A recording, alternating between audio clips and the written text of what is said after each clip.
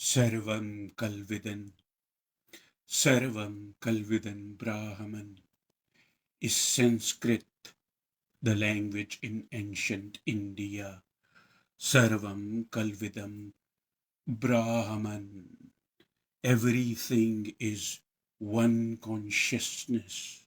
Everything is the sense of self-awareness, not aware by something outside of yourself, but simply self-aware. Self-aware itself means that you are aware. Self-aware, self-aware itself means, self-aware itself means that you are aware by yourself, just by being aware. If just by being aware, you are. How do you how do you even know that you are?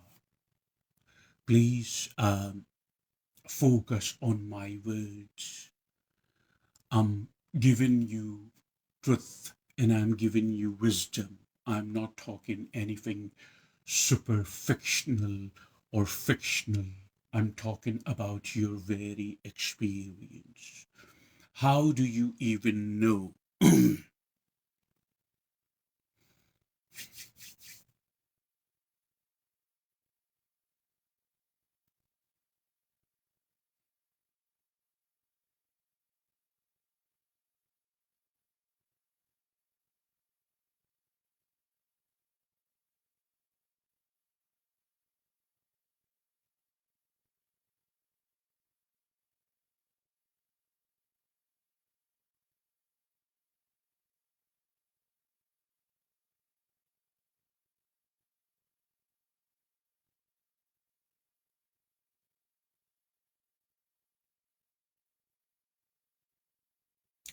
How do you even know that you are? You know that you are because you are simply self-aware. You know that you are just because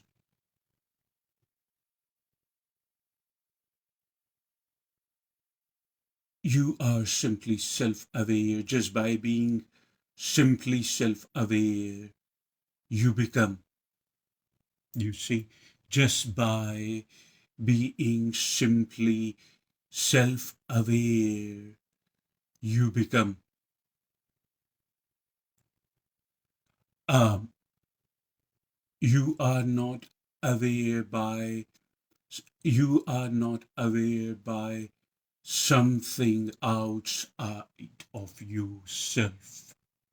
You are not aware by something, some object, some being outside of yourself. You are aware. Hence, you are self-aware, hence you become. And once you become, you manifest in the form and in objects what we understand as nama rupa, the experience, the three-dimensional reality, the experience, nama rupa, the experience of the shape and the experience of the form. Then that's how the experience emerges, nama rupa. Yesterday when I was delivering the words of truth and wisdom, yesterday when I was delivering the words about truth and wisdom, I mentioned the retreat was about do not judge or judge not, something along those lines. And I mentioned one thing at some point, that any word in any language does not indicate any type of truth. Any word in any language does not indicate any type of reality. Any word. You see, so imagine, hypothetically speaking, if I take all the words out, through word, you create an abstract reality. You see, the experience is being generated. The experience is being generated because you are simply self aware. That's what we understand as the sense of self awareness. And the sense of self awareness is the silent witness. Have you heard of a Sanskrit term Sakshi? Have you heard of a Sanskrit term Sakshi? The Sanskrit term Sakshi basically means a silent witness. You see, you know what silent is? Have you learned to be super silent during meditation for your own well being? This is super silent. Shh. So shush yourself and pay focus. You would start perceiving the truth. As I mentioned not long ago, I'm not talking fiction. I'm not talking romance, gothic, fiction, mystery. I'm talking about your very experience. We'll get to that soon. Sakshi is a Sanskrit word. It means silent witness. So if I take, as I said, no word in any language indicates any type of reality. No word in any language indicates any type of truth. So if I take all the words, out, you see, silent witness, the sense of self-awareness is generating this experience that what you are experiencing right now, the three-dimensional reality, which is a very narrow band. Remember, we talk about time to time about we talk about narrow band and we talk about broadband. So we are talking about narrow band now. Three-dimensional reality is a very narrow band and is being generated by the sense of self-awareness. However, the creation is limitless. You are experiencing this three-dimensional reality because the sense of self-awareness is cluttered in you, but it is present. You see, the reason you are experiencing three-dimensional reality because all your self is your focus. All yourself, all your focus is invested mostly in lies. But when you take your faith, I'm not talking about faith and religion. Please know that there is a distinction. This is the faith for no reason. As Lord Jesus Christ said, when you have faith like that, faith for no reason, faith in yourself, faith in this moment. As Lord Jesus Christ said, when you have faith like that, you can move mountains. That's the faith he was talking about, you see. So faith your faith is invested in mostly in lies. When you take all the faith out, preserve, you conserve, and you preserve energy. You see, which is the first manifestation or the predecessor of the sense of self-awareness, which is in religious circle you may know as God. You understand? That's why we say that God is omniscient and God is omnipotent. Omnipotent cannot be destroyed by anything. Omnipotent cannot be destroyed by anything. Omnipresent, it's present everywhere. Right now, even you are experiencing that God. Right now, you are even experiencing the sense of I am. Right now, it's not possible for the creation not to feel that sense. How much close and how much you are in touch with that sense basically defines your experience. Right now, We are not in touch profoundly with that sense. It is defining this three-dimensional experience. Some of us who are more aware, however, is still in three-dimensional experience, can see and perceive three dimension more than three-dimensional reality. Some of us, please follow, some of us who are still more aware and self-aware, their awareness is not as cluttered, their faith for no reason, not the religion and faith, mind you, I'm reminding you again, but faith for no reason, faith in this present moment. You see, you cannot deny this present moment. You cannot deny the sound of my voice. You cannot deny the witnessing of my body. However, pay attention to the sound of my voice than to pay attention to witnessing my body. I'm just joking anyway. You are witnessing the sound of my voice. You are witnessing my body. You are witnessing the phone screen or your computer laptop screen. You are witnessing your surroundings. Can you deny any of this? You see, that's what we understand. Free faith, faith in the moment. You see. And some of us who are basically have free the faith, they have the faith without any direction or dimension. That faith in the moment would get them touched to see beyond the barriers. You see the barriers. Do you know the barriers? So some of us would experiencing the reality beyond the barriers of three-dimensional reality, yet in the three-dimensional reality. That's what clairvoyants are. You see, clairvoyants' sensory perceptions basically are closed, but a perception without any title generates from within. It's not the perception is generating, it's now the awareness is becoming more vibrant. The awareness is becoming what the word I'm looking for in English. The awareness is becoming more prominent. You see, that's what clairvoyants are. Anyway, all this wisdom, this truth that I'm delivering, I'm giving you the glimpses of what you essentially are. You see, that's if you are so, what the word I'm looking for in English, if you are so adamant, if you are so adamant to give this wisdom a title, this is I'm trying to get you in touch with your true self during the meditation. You can meditate on my words. You can put the headphones, you can put the earphones, and you can listen to my words while you try to meditate.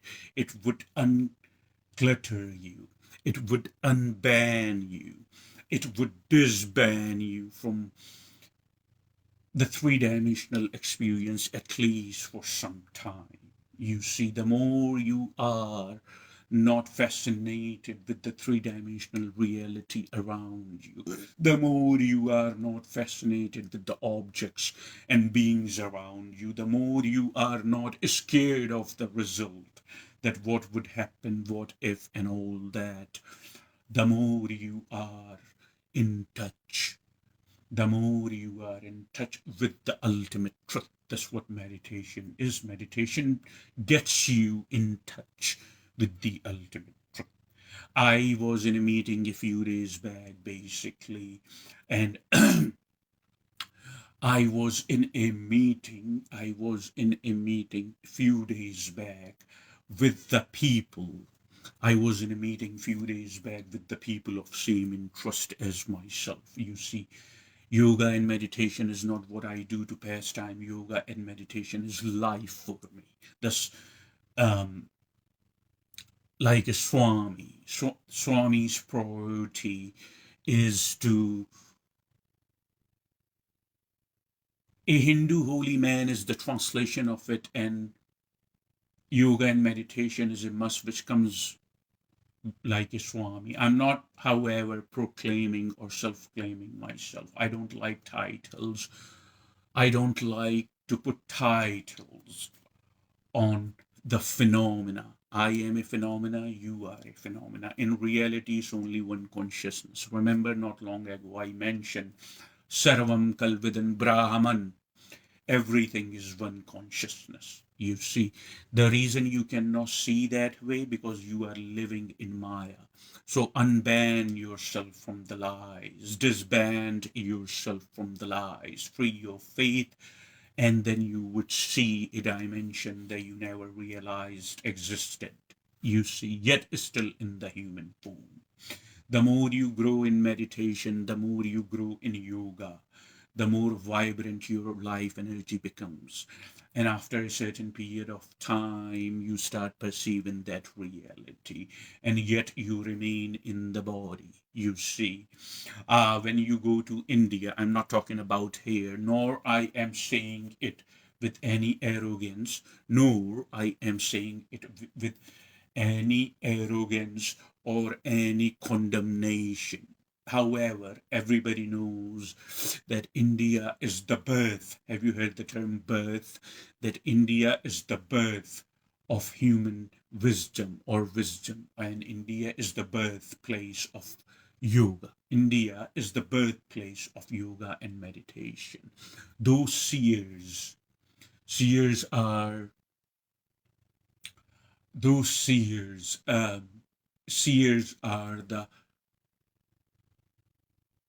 the big guys. Do you know what seer mean is? You can use the word in Hindi as a rishi. Rishi is more like a seer, the person who experiences God firsthand. You see, the person who experiences God firsthand. Seer, this again, the silent witness. The silent witness of not the objects around the seer, or the fear, or the people, or the being, or thoughts. The witness of oneself. When one loses touch from the thoughts, when one loses touch from the experience, there then there remains in the deep state of meditation the sense of self-awareness, which is I am. Those seers, those those seers, those rishis in India were the silent observers. You see, shh, you see, shh, this is silent. Those were the silent observers of oneself, and their focus was unshakable. You see, even nowadays, when you go to India, you see, you would see people like that, and you would be fascinated or rather baffled at how it is humanly even possible. But these people basically want to achieve mukti. These people want to achieve moksha. So they train themselves in a certain way. They train their mind and they train their body in a certain way. And then after their samadhi has become so potent, their samadhi has become so potent, their samadhi has become so strong, their quest has become so strong. In other words, they have become so strong that yet they are in the body, but they are not in touch with the thought process in the body. They are already one emerging with Brahman. Remember something, Brahman. Sarvam Kalvidan Brahman. You see, they are already with the Brahman. Such a being, such a seer, such a rishi or sannyasi, such a being is very powerful being. When I'm saying powerful, I'm not talking about when I am saying powerful, I'm not talking about powerful as far as physical strength. When I'm saying powerful, I'm not talking about powerful as far as connections or public relations or designation. These are all type of abstract powerful. You see, I'm talking about the real strength. I'm talking about spiritually powerful.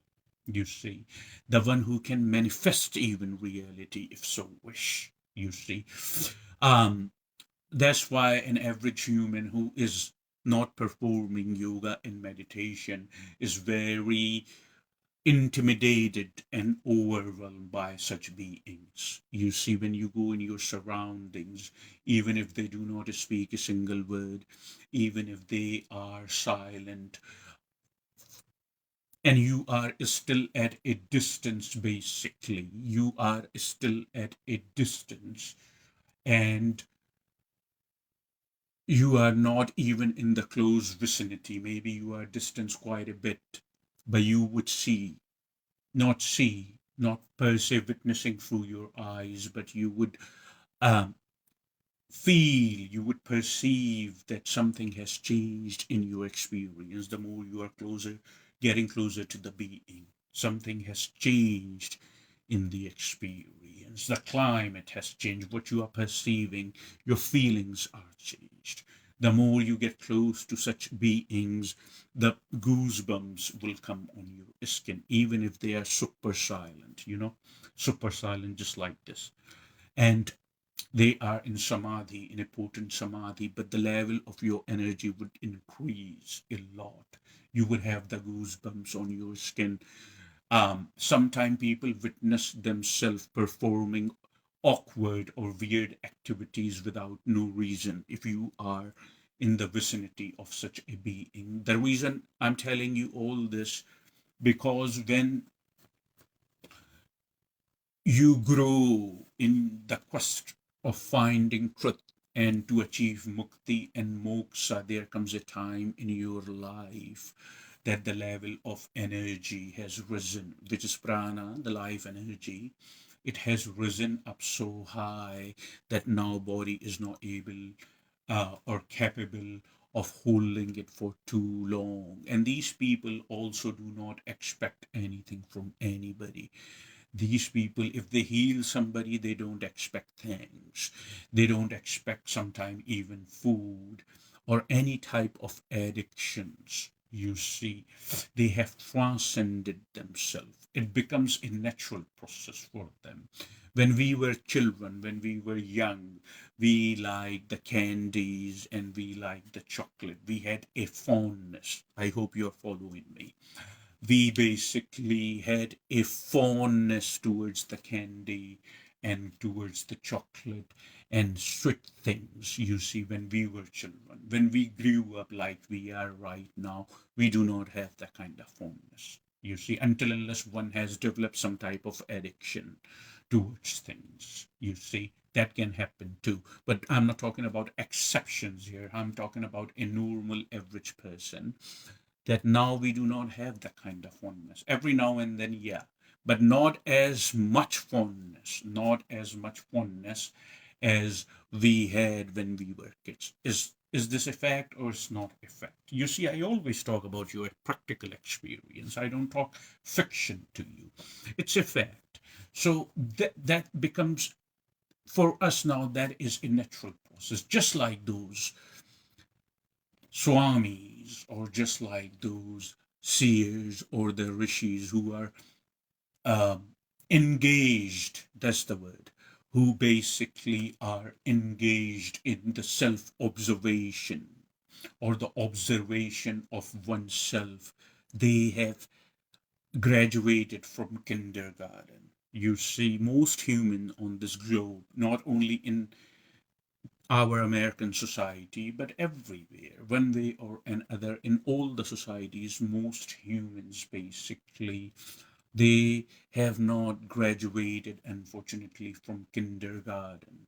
They like to talk about cars, they like to brag about cars, they like to talk about gadgets, they like to brag about gadgets, they like to talk about new phones, new inventions, new commodities of luxuries, the money in the bank account, the financial strength, the lavish house, the lavish car, the lavish traveling, the lavish chicks. You see, all this. This is all kindergarten stuff. You see, for somebody who is more aware and somebody who is more alert. You see, this is. So those sannyasis, those yogis, those rishis basically have graduated from all this kindergarten because they have they had and still have, past and present both, the quest of finding the truth, you see, and their aim, their destination is moksha, when you become one with Brahman, and the sense of Atman dissipates. Now, when somebody has achieved moksha, it doesn't mean that now you are free from the cycle of birth and bodily demise. Mind you, I do not use the word death because I do not believe in it, if you understand what I'm saying. Mind you, I do not use the word death because there is no such thing as death. I do not believe in death. Bodily demise, yes, because body is the accumulation, you see. So some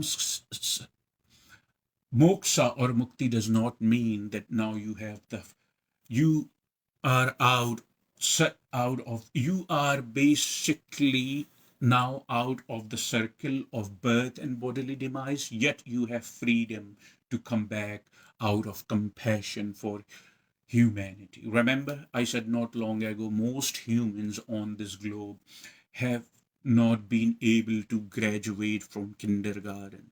You see, these are all kindergarten stuff: the car, the financial status, the designation, the reputation, the personality, the money in the bank account, the gas in the tank, and money in the bank.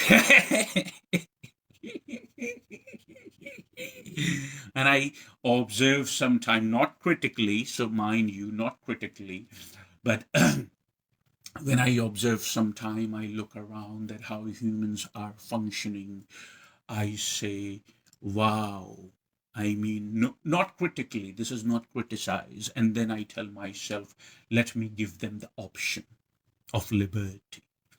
What they do with that information, it's their decision. They have this carnation, they have this life. I would give them the option of liberation. I would give them the option to end the suffering.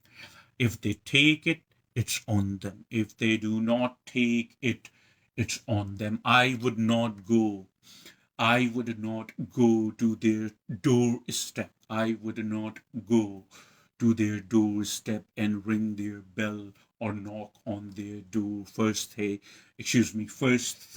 Sunday morning, that have you ever wondered about what God name is? You see, I wouldn't do that. I ain't preacher. I do not harass people. You see, that's why I do not personally pursue people. I give them the option. And that's the right thing, the wise and smart thing, where you maintain the liberty, basically, where you maintain the liberty of individual, where you respect the liberty of individual. You understand? You give them the option. You tell them, look, this is working for me. It might very well work for you, so go ahead. And if they say, no, I don't think so, I have no interest in this, then that's it. So be it. That's the reason I speak the words of truth and wisdom here. And it's your choice whether you choose to listen to me. If you do not agree or you do not choose to listen to me, help is just one click away. You know where to click, right? So that's what I'm saying. That's how you say. And I say, okay, I would try to do something about it, because I cannot see the suffering we humans go through. That's why I try to bring clarity and perception. That's my job. Everything what I'm saying, one way or another, if you have paid attention and if you have paid focus, everything what I'm saying since I started the retreat, the message, I'm still in a state of meditation, by the way. If you focus, you would realize that I'm trying to get you in touch with your true self. I'm telling you what you are, the pure consciousness, self awareness, how you can free your faith and get in touch with your true self, which is self awareness, and the significance, the importance of being silent and observe within, not judge and look around and say, she's bad, he's bad, he's bad, she's bad. That's religious. Who has the most opinion? I am spiritual, so I am better among all these humans. It doesn't work like that. If you think like that, that you are spiritual, basically, if you think like that, that you are spiritual and you are better than those around you, and you go around and you take critical looks and you remember and you just excuse me, but I gotta say this, that you judge the heck out of person, and inside you feel some type of demented pleasure, unfortunately, that I am better because that person didn't act right, right, righteousness. You see, right near right. What the word I'm trying to pronounce? That the person didn't act right. The person didn't act sacred. The person didn't act divine. Because if you have a mind frame like that, that this is what you do in your mind, then you are not even close. Then, as I said, I would repeat again, then you are not even close to any type of truth. You see, let the God alone. You see, so let God run through you. Take your faith out from the lies of judging, the lies that words have any meanings. Because if I take all the words out right now from your experience, all, if you understand, please follow me. This is very significant what I'm saying to you. If I right now pay attention to my words, if I take all the words out right now from your experience, what you are experiencing, the words you have learned, the whole edifice of words, the knowledge, what you understand, the whole collection of words, what you understand is certain language. If I somehow take all the words out from the experience, is it fair is it fair to say that all you are experiencing is just the shape and form? You understand what I'm saying? If I take all the words out of your experience, repeating, is it fair to say basically that you are just experiencing the shape and you are just experiencing the form? It is fair to say. In my opinion, you may have your opinion. You see, so that's why the seers, the rishis said the word that this three-dimensional reality, the very narrow band, is basically a reality of nama rupa. Sanskrit means shape and form. However, this is not how, please follow this. This is not the limitation of consciousness. This is not the limitation of consciousness. This is the limitation of our perception. You see, consciousness or the sense of self awareness has no limitation. Consciousness or the sense of self awareness has no boundaries. You see, for instance, I'm holding this bottle of water. You see, I'll give you an example. Let me place this here. Now, I don't mind the screen where I am live right now. Imagine you are sitting right here in front of me. You see, I want you to use your imagination, since imagination plays a very significant role in your life. So that's why I want you to use your imagination. Most of us do not even know life other than thoughts and other than imagination. Again, it's not the limitation of life, it's the limitation of your perception. You can increase the perception, you can crank the voltage. Okay.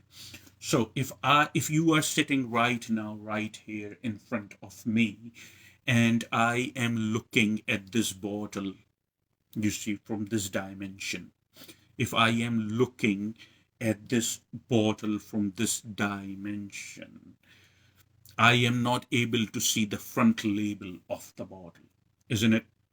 If you are sitting right in front of me, and if I am looking at the bottle and I am looking at the label here, I obviously am not able to see the label, the brand name here, which is which is printed here. Does this mean that this brand name which is printed on this label, does this mean this brand name which is printed on this label here, does it mean it doesn't exist? I'm asking you a question. You don't have to answer me in the comment section. Just pay focus and you would see my point.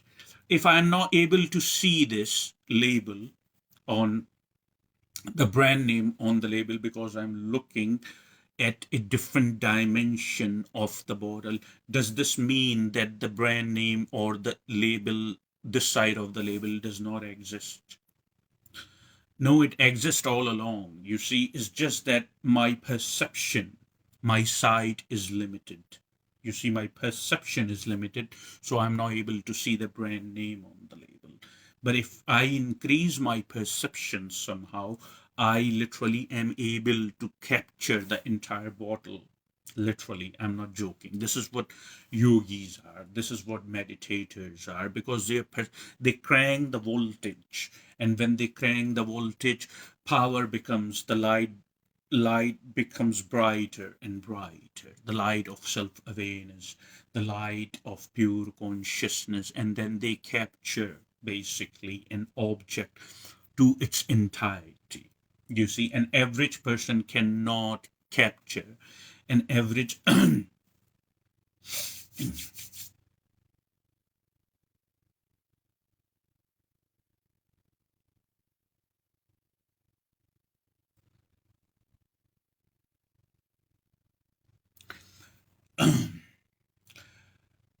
an average person cannot capture any object. An average person cannot capture any object. I'm not saying it with any arrogance, to its entirety.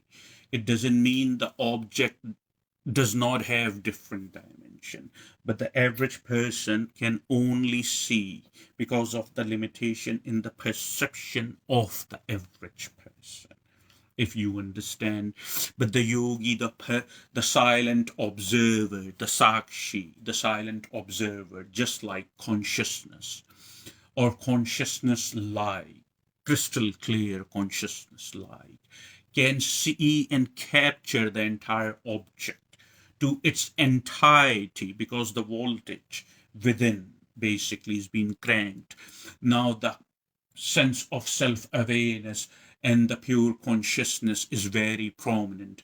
Now the sense of self-awareness and the sense, the pure consciousness is very prominent, is very vibrant. You see, the cluttering is gone, the unnecessary investment in different type of faith basically is gone. The unnecessary investment in different type of faith is gone. The cluttering is gone. Everything, all the lies, we have taken the inventory of ourselves, and we have got rid of all the lies, little by little by little. You see why I'm saying to you, we have taken the inventory and we have got rid all the lies which were not working for us, and we have made our life easy. You see, so now consciousness is not constipated. If you understand why I'm saying to you now, consciousness is not constipated. Consciousness is running through your body freely. You see, now consciousness is not constipated. Now consciousness is running through you, which you are the accumulation. Now consciousness is running through your body free. The more it is running through your body free, the more people, even an average person who is not even spiritual or does not perform any type of yoga and meditation, can see the sacred in you, can see the divinity in you. There is no way they can miss your divinity. And that can only be achieved when your life goes through the transformation, when you challenge everything, all the lies that you have learned, and you discard them one by one. Basically, when you make meditation a regular practice for yourself, when you make meditation a prominent practice for yourself, you see all these things then and then happen, you see, and you feel you become very powerful, not in, again, not in terms of money or financial growth or educational growth or physical growth or any type of abstract growth. I'm not talking about all that. I'm talking about the real strength, that you get in touch with the ultimate truth, you get in touch with the ultimate reality. That's why. So focus on the message I delivered. See, if you have any confusion regarding this message, you can always write me and I will bring more and more clarity. I would clarify. It is very possible, or if you not even or not only confusion, but if you did not understand something, if you are perplexed about something, if something is not making sense to you, you can write me and I would clarify. If you understand, and remember, I do not charge anything because my services to the mankind is free. You see? So ponder on what I said and listen to this message, listen to this retreat over and over if you like. You see, till it resonates through you. You can meditate on the sound of my voice. You can meditate on my words. So, since we are talking about meditation, since we are talking about practical, since we are talking about meditation, and since we are talking about practical, so let's go ahead and meditate for some time and let's perform some practical, you know.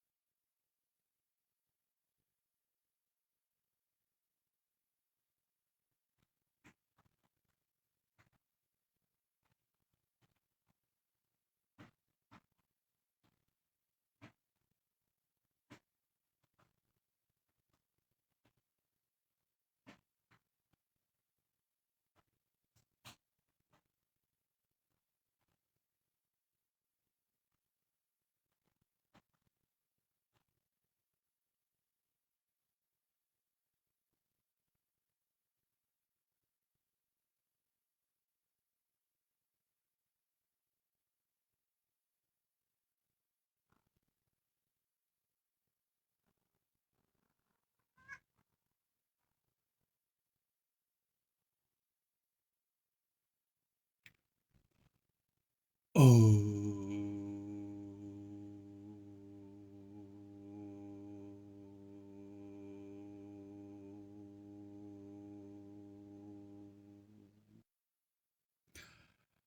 Om Shiva. Oh.